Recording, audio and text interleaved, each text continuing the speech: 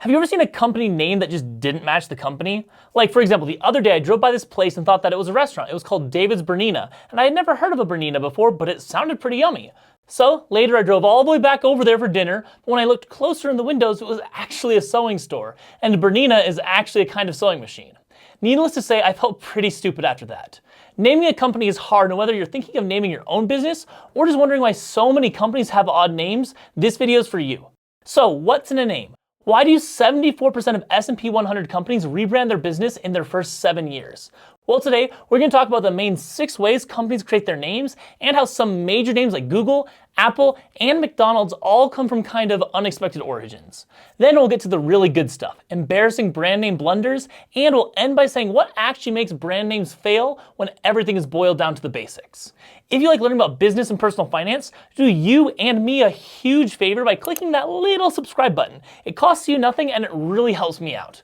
I produce 2 long-form educational videos like this one a week that answer questions about like why Solar Freak Notaries failed, which food delivery service is best, or if you should even use them, and everything you need to know about the new Apple savings account. Thank you guys so much for clicking subscribe. It literally makes my day every single time someone does it. And now let's get into understanding what's in a name. There are 6 main ways people name their product, brand, or company. Some companies use descriptive names like Microsoft. Microsoft is a really logically named company. It's a word blending of microprocessors and software, which makes sense for a company focused on making computers and computer software. Then there's suggestive names like Google. A Google, spelled G-O-O-G-O-L, means 10 to the 100th power. So it's a huge number, and naming the company Google was supposed to allude to the potential massive size of the search engine. We should all be really grateful it's named Google, because its original name was backrub due to it analyzing backlinks. I think we're all really glad to say that we Google things versus saying that we backrub things, because that's just kind of cringy. In contrast to Google, there's Apple. Apple is an arbitrary name because it has nothing to do with the product. Apple's origin story goes something like this. Steve Jobs was on a fruitarian diet and returned from a trip to Oregon after spending time at a place that he called an apple orchard. Now there's a lot of folklore around this, and whether or not it was actually an apple orchard or not is unclear, but basically this name was just super random and at the whim of a founder liking the name. Some places, again trying to be more logical, use a personal name for their brand. But this isn't always as straightforward either. For example, there's McDonald's, which sounds like it was named as such because someone named McDonald started it, right? Well, not exactly. Well, some brothers with the last name of McDonald did open a burger chain in California in 1940. They called their restaurant the Speedy Service System. And it was a guy named Ray Kroc that noticed the success of this little carry-out burger place that valued speed, consistency, low prices, and low training requirements. So in 1955, he bought the rights to the service techniques and bought the name from the McDonald's brothers and named his place McDonald's after the brothers, even though they weren't directly involved with it anymore. And no, McDonald's and Old McDonald Had a Farm do not actually have anything to do with each other, unfortunately. Other fast food restaurants like Wendy's, Friendly's, and Freddy's seem to follow a personal name trend as well. This is because many chain restaurants started as small family businesses.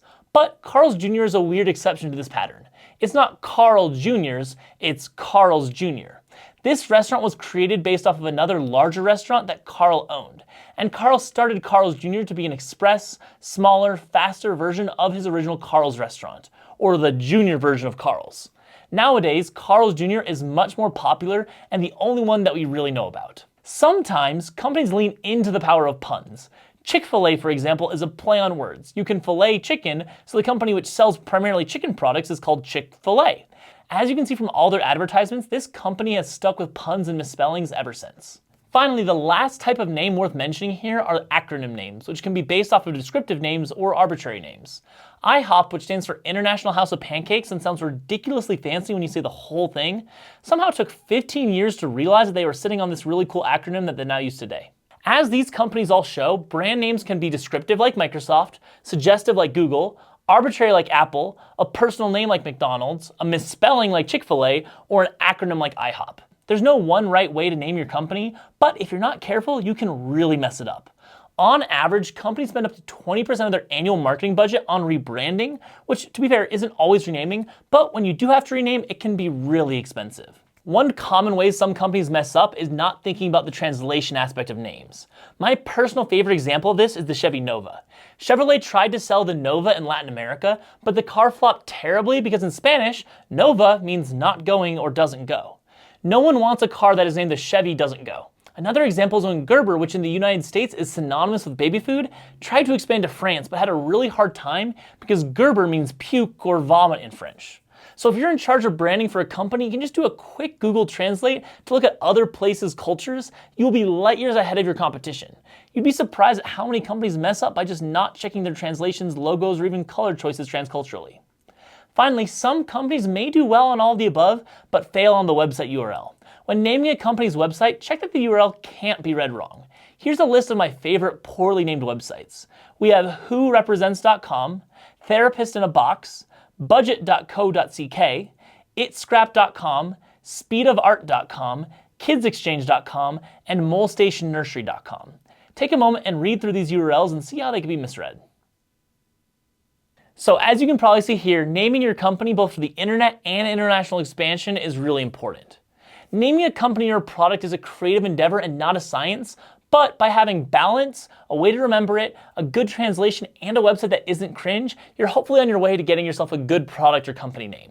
I really hope you guys enjoyed learning about some of the stupid company names that we talked about in this video.